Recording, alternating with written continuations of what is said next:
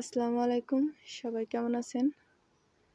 যেহেতু আজকে আমরা মেশিনটা চালু দেব, আর মেশিনে ডিম দেওয়ার আগে 4 ঘন্টা হিটে রাখতে বলেছিল, তার জন্য আমি এটা জ্বালিয়ে দিয়ে ডিম আনার জন্য রওনা দিলাম।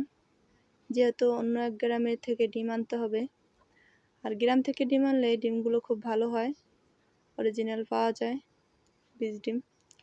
এই জন্য আমি আর আমার ছেলে রওনা দিয়েছি ডিম আনার জন্য। ও যাইতেছে ঠিকই, কিন্তু কখনো আমার ছেলে আগে যাইতেছে, কখনো আবার পাটের ভিতর লুকিয়ে থাকতেছে, কখনো আবার বের হইতেছে। ওনার খুব খুশি, মেশিন পেয়ে অনেক খুশি। তারপর আবার সাথে করে নিয়ে ডিম আনতে যাইতেছি, এই জন্য তারও খুশি।